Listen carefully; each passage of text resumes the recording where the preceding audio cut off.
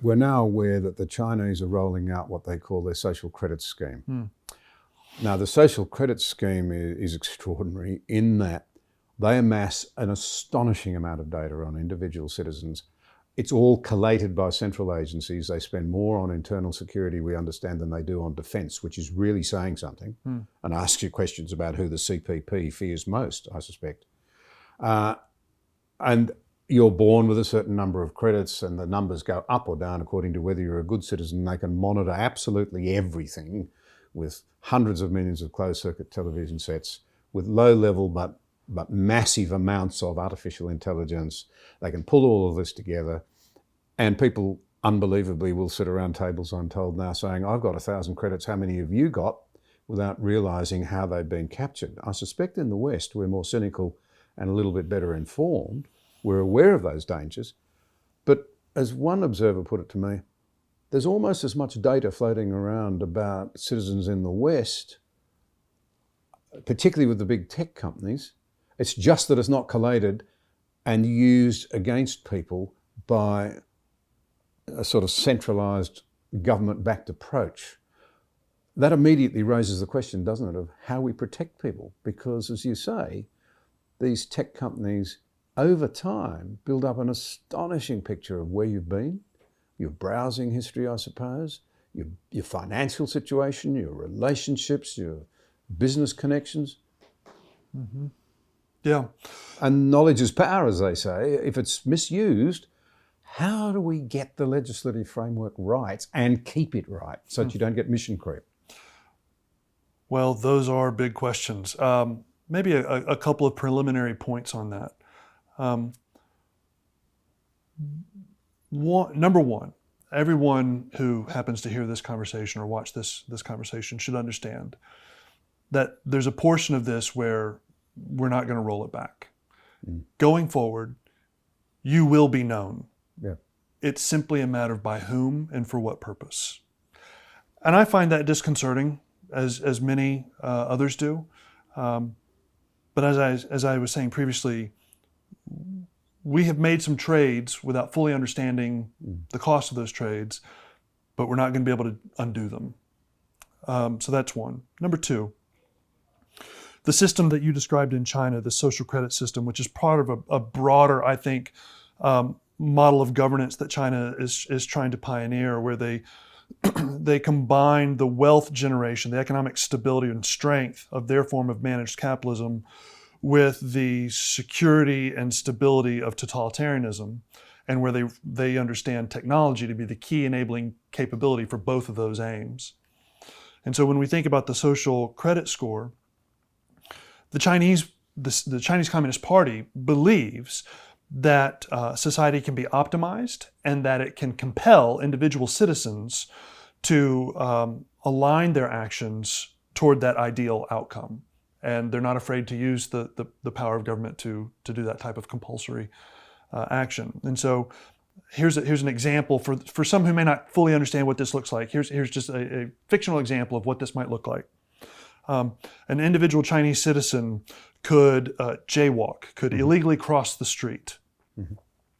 Well, because of CCTV cameras and other surveillance, the Chinese government immediately recognizes that an individual has done that, is able to deduct the fine for jaywalking from their connected account before they finish crossing the street. And their social credit score has gone down by 1 point because they're a jaywalker, and that's not what they're looking for. That's a small example of the type of awareness and control that the CCP is aiming for, and is arguably very close to realizing. So that's obviously problematic and frightening. So if they wrote an article critical of Beijing, for example, they might not lose 1 point, they'd lose several hundred points. Well, and not just several hundred points, but what that would actually translate to is that, okay, and you're no longer able to travel outside of your immediate region. You're no longer able to compete for particular jobs. Your family member may not get into that school. No, it's massive. It is nothing short of technologically enabled state manipulation and management of a citizenry. And yet, as I mentioned a moment ago, as John Lennox told me in one of these conversations, he said he now understands But there are Chinese people who will sit around the table bragging about how many points they've got. Certainly. Because it gives them access without. So at one level, I mean, how could you be so beholden to government? And yet at another level, it becomes attractive. It's a really interesting thing to think about. Well, it's in the name, social credit, right?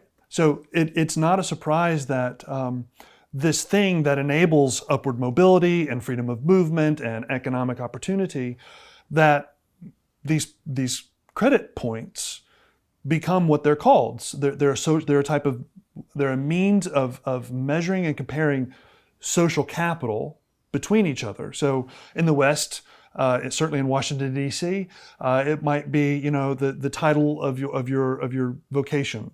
What's on your business card. It could be how much money's in your bank account.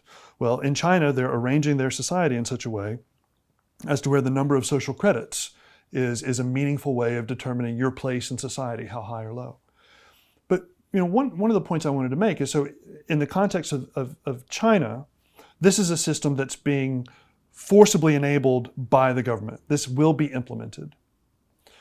In the context of the United States, my great concern is that we will choose this, that it won't be forced on us by government. So we'll choose to place ourselves under those sorts of frameworks voluntarily. Precisely, for the social and economic benefits that are promised, right?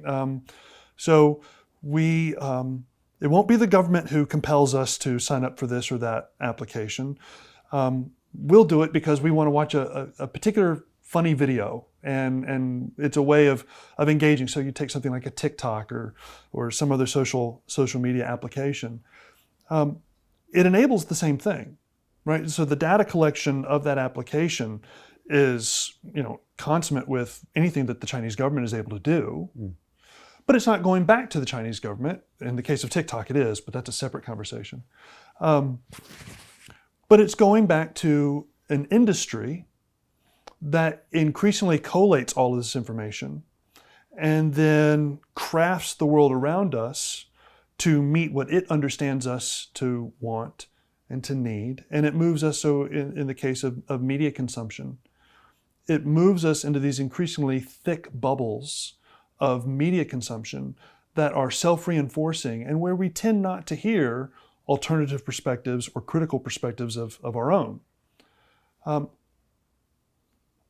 That has been a choice that we are making both as individuals and as a society, and we're beginning to see the negative outcomes of those things. So while in China, it's something that's being forced by the government, in the West, I am increasingly concerned that we will choose that type of managed life, and I don't think that will be good for us as a society.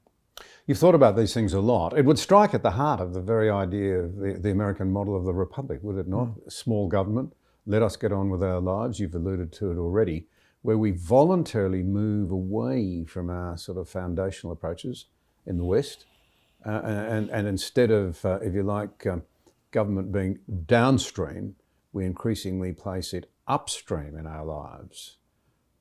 Well, and you've got this sort of alliance, I guess you'd say, between big tech and government. So the relationship between big tech and government itself becomes critical in finding a way forward as well. Yeah, I think that's right.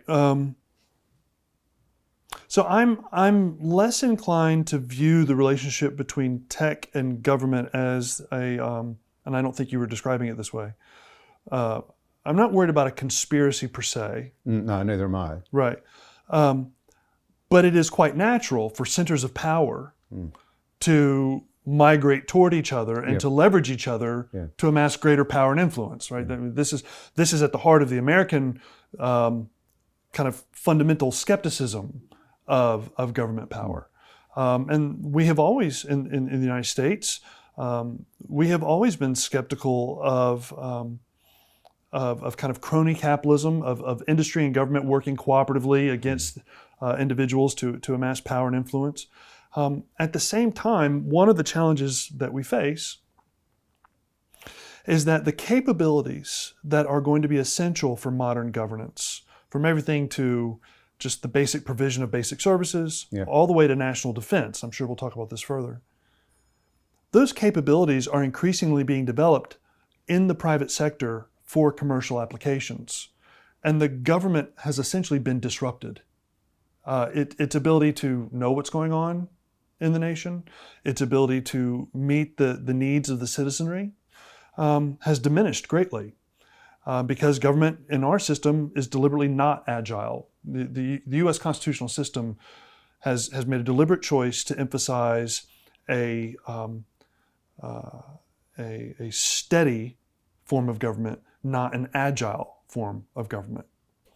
But in the modern context, we are beginning to realize that that industry is the one who has an understanding of the citizenry and who is able to engage that citizenry in a way that was previously reserved only for the state. And so we have this, again, this kind of renegotiation of the social contract it feels incredibly disruptive. I'm confident that we'll find a way forward on it, but the disruption that we all feel is real.